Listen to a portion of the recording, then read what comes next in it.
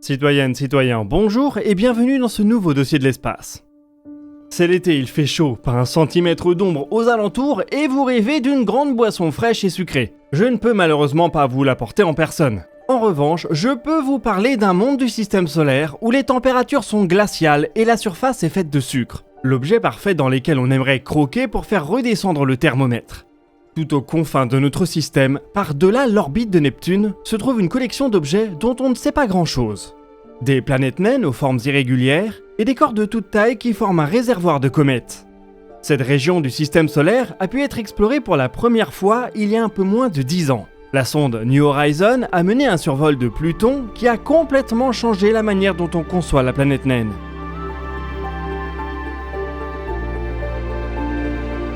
Ce qui est un peu moins connu, c'est qu'après cette rencontre, New Horizons a survolé un second objet qui se nomme Arrokoth, et qui lui aussi réserve son lot de surprises. Un espèce de bonhomme de neige, un peu rougeâtre, qui pourrait nous aider à comprendre d'où vient la vie sur Terre.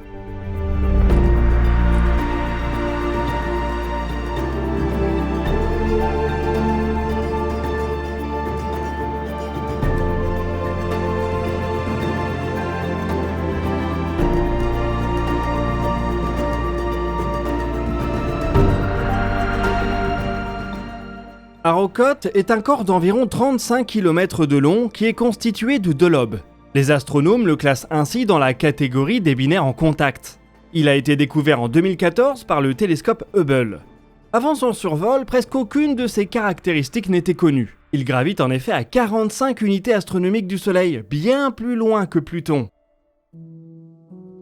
Avec sa petite taille relative, il reflète très peu de lumière. Quelques occultations d'étoiles observées en 2017 et 2018 avaient permis de déterminer qu'il avait une forme plutôt allongée, mais sans qu'on puisse deviner sa structure en bonhomme de neige. Arrokoth semble être représentatif de toute une population d'objets qui évoluent dans cette région du système solaire. Collectivement, ils forment la ceinture de Kuiper. On savait très peu de choses d'eux avant 2019. La rencontre de la sonde New Horizons avec Arrokoth a donc été l'opportunité parfaite de voir de quoi sont faits les confins du système solaire.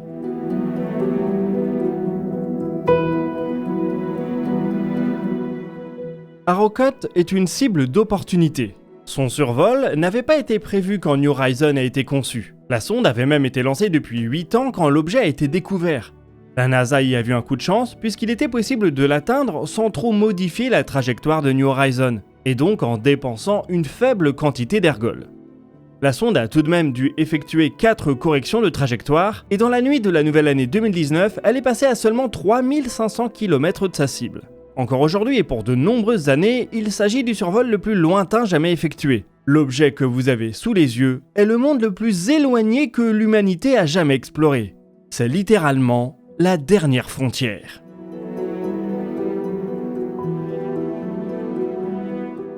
Cette exploration a été de courte durée. New Horizons a croisé Arrokoth avec une vitesse relative de 50 000 km/h. Le temps de prendre quelques photos, quelques mesures, et il était déjà temps de se dire adieu. On a de la chance, New Horizons a été conçue pour les rencontres de ce type. Elle a également dû croiser Pluton à grande vitesse. Malgré les milliers de kilomètres et la vitesse de pointe, elle a quand même pu produire des clichés avec une résolution d'environ 30 mètres par pixel. Ils nous permettent de découvrir à quoi ressemblent les objets de la ceinture de Kuiper. Arrokoth possède une surface plutôt lisse. On a l'habitude de voir les objets du système solaire couverts de cratères. Mais ici, ils sont assez peu nombreux et plutôt petits. La seule exception est la cavité qu'on trouve sur la tête du bonhomme de neige. Elle fait plus de 6 km de diamètre et a donc probablement été formée par un impact avec un autre gros objet.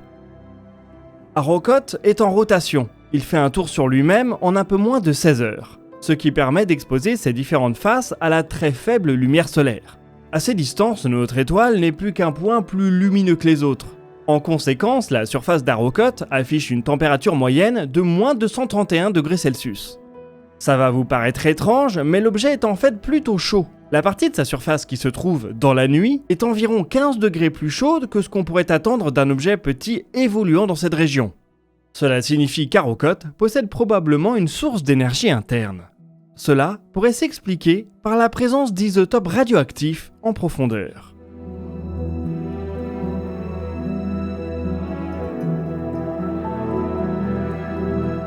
À la surface, New Horizons nous a révélé une couleur rouge assez prononcée. Il rejoint ici Pluton qui affiche également de grandes taches ocre. Il est probable qu'une bonne partie des objets de la ceinture de Kuiper ait également la même teinte. Arrokoth a tout de même été classé comme objet ultra rouge car sa teinte est très prononcée. Son petit lobe est un peu plus rouge que son grand lobe, surtout au niveau de la bordure du grand cratère. Cette couleur est due à la composition chimique particulière de l'objet. Arrokoth s'est formé à très grande distance du Soleil et n'a donc jamais connu de température très élevée. Il a pu préserver ses matériaux volatiles sous forme de glace.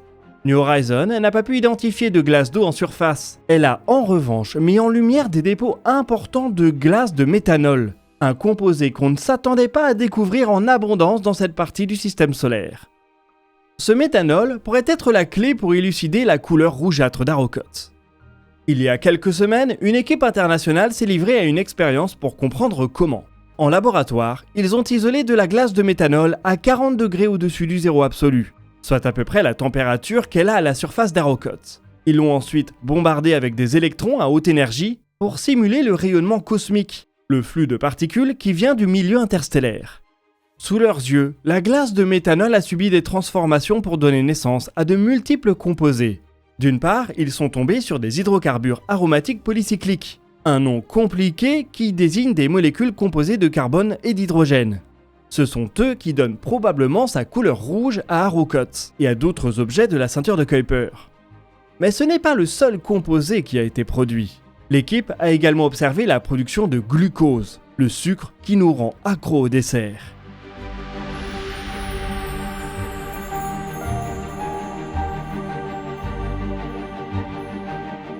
Ils estiment que sur Arrokoth, jusqu'à 10% du méthanol pourrait avoir été transformé en glucose au fil des milliards d'années. Notre étrange bonhomme de neige du fin fond du système solaire pourrait ainsi être sucré. Un autre composé produit par l'expérience est le ribose, un glucide qui joue un rôle très important chez tous les êtres vivants. Ainsi, d'après cette expérience, on pourrait trouver à la surface d'Arrokoth certains des composés nécessaires à l'émergence de la vie. Cela ne signifie pas qu'il faut chercher des êtres vivants sur le petit corps glacé. Il reçoit bien trop peu d'énergie pour entretenir les réactions nécessaires. En revanche, cela ouvre un scénario pour comprendre d'où vient la chimie prébiotique de la Terre. Dans l'histoire du système solaire, il y a eu de grandes périodes de bombardements. Des corps de toute taille sont venus percuter notre planète. Des astéroïdes issus du système solaire interne, mais aussi des comètes issues du système solaire externe. Des comètes qui devaient beaucoup ressembler à Arrokoth. Si elles ont amené avec eux de grandes quantités de glucose, de ribose et autres composés organiques, on leur doit peut-être l'émergence de la vie et donc notre existence. C'est une nouvelle source possible pour expliquer la présence de composés organiques sur notre planète. Arrokoth a probablement très peu changé depuis la formation du système solaire. Il a connu quelques impacts et une fusion entre ces deux lobes, mais il ressemble probablement d'assez près à la matière première qui a émergé du disque protoplanétaire de notre système. Cela ouvre également des perspectives pour la recherche de la vie ailleurs dans le cosmos. Notre situation pourrait être assez banale, et les arrière-cours de la plupart des systèmes planétaires pourraient regorger de glucose, ribose et autres briques fondamentales de la vie telle qu'on la connaît.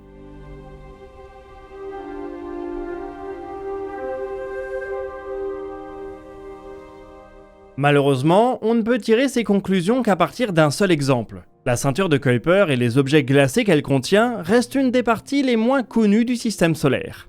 Si on a un peu de chance, New Horizons pourra faire un nouveau survol d'un objet de la ceinture avant la fin de sa mission. Plusieurs télescopes scrutent la région du ciel qu'elle traverse dans l'espoir de trouver une nouvelle cible d'opportunité. La sonde a peut-être déjà quitté la partie la plus dense de la ceinture, ce qui rendrait ce nouveau survol difficile. Comme on en discutait précédemment dans un DNDE, il existe cependant des observations récentes qui soutiennent que la ceinture de Kuiper est relativement étendue, voire qu'elle est séparée en deux régions, une ceinture interne et une ceinture externe. Une nouvelle observation encore 10 à 20 unités astronomiques plus loin que Arrokoth pourrait d'ailleurs offrir des perspectives encore différentes sur une région du système solaire encore plus froide que celle où évolue Arrokoth, avec peut-être une chimie encore différente. C'est peut-être ainsi une combinaison de toutes les régions du système solaire, le bon emplacement de la Terre, le carbone des astéroïdes et l'eau et la chimie des comètes, qui a fait le mélange parfait pour nous permettre d'exister. Les impacts géants qui ont affecté notre planète auraient ainsi été des actes de création autant que de destruction.